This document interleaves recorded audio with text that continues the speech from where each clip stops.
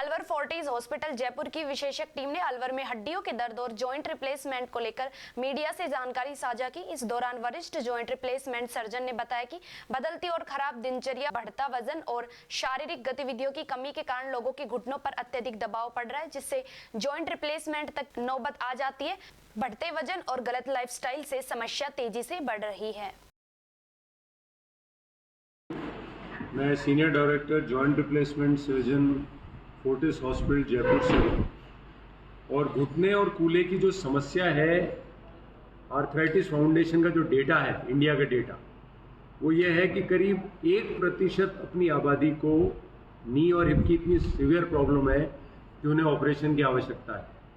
Operation से बचाव जो है वो किया जा सकता है अपना वेट कंट्रोल रख के, एक्टिव रह के, डाइट पे कंट्रोल रख के, डाइट पे ध्यान दे करके काफ़ी हद तक ऑपरेशन से बचा जा सकता है। पर फिर भी आर्थराइटिस की समस्या पोल्यूशन की वजह से, पेस्टिसाइड की वजह से, वेट की वजह से इतनी बढ़ रही है कि हड्डी पे हड्डी घुटने में टच होना, अड़ना बहुत आम बात हो गई है और इसको ही आर्थराइटिस बोलते हैं।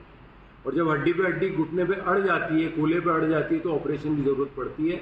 और डेटा इंडिया में ये है कि ये आबादी 1%, यानी अगर अपन 150 करोड़ लोग हैं तो करीब 1.5 करोड़ लोगों को इस ऑपरेशन की आवश्यकता आज की तारीख में है।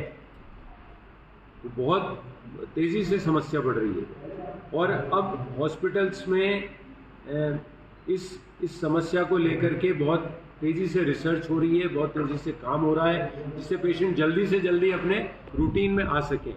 तो कोशिश ये रहती है कि एक दिन अगर पेशेंट का ऑपरेशन हो तो अगले दिन छुट्टी करें हम। आउट पेशेंट या फर्स्ट 1 डे डिस्चार्ज हो रहा है और इसमें रोबोटिक का जो है बहुत बड़ा रोल है, क्योंकि रोबोटिक्स में चीरा कम लगता है, अंदर के लिगामेंट्स कटते नहीं हैं, तो पेशेंट की रिकवरी बड़ी फास्ट होती है। हम सारा डेटा रोबोटिक्स में पहले फीड करते हैं सीटी स्कैन के द्वारा, शेप साइज मैच करते हैं और पेशेंट की जो सर्जरी है बिना अंदर के लिगामेंट्स कट किए होती है, जिससे रिकवरी बहुत फास्ट हो। और 1 या 2 दिन में दोनों घुटनों का ऑपरेशन करके भी हम लोग पेशेंट को छुट्टी करते हैं।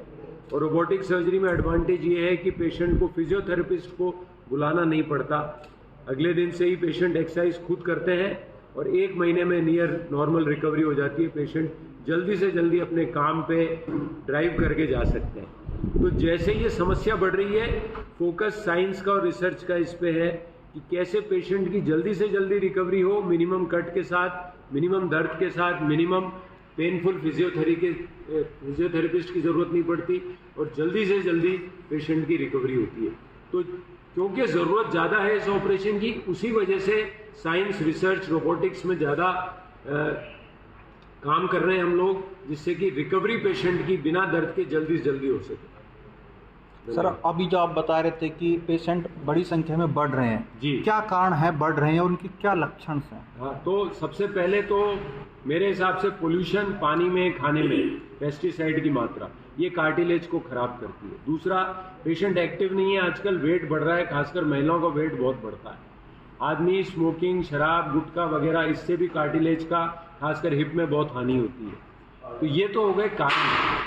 लक्षण में पेशेंट को अगर घुटने या कूल्हे में दर्द है, चलने में टेढ़ापन है, दर्द काफ़ी है और पेन किलर की आवश्यकता पड़ रही है, तब ऑपरेशन की आवश्यकता है।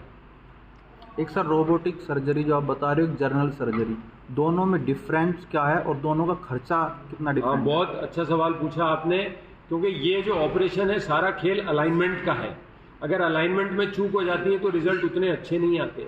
तो मैनुअल सर्जरी में जब पेशेंट टेबल पर लेटा होता है तो आंख से देख के अंदाजे से सारे ऑपरेशन होता है। तो दोनों पैरों के ऑपरेशन में कई बार अलाइनमेंट टेढ़ा मेढ़ा रह जाता है, पैर छोटा बड़ा हो जाता है। रोबोटिक में ये दिक्कत नहीं आती, दोनों पैरों की अलाइनमेंट, बैलेंस और लंबाई दोनों सेम रहती है। ये रोबोटिक का बहुत बड़ा एडवांटेज है, क्योंकि स्क्रीन पे सब कुछ चलता है। सर, अभी तक कितने अपने यहाँ ऑपरेशन हो चुके रोबोटिक के?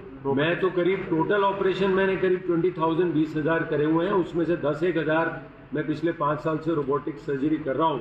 तो 10-1,000 ऑपरेशन मैं रोबोटिक कर चुका हूँ अभी तक। और हमारे पास में मेको रोबोटिक सिस्टम है, जो वर्ल्ड का लेटेस्ट और बेस्ट रोबोटिक सिस्टम है।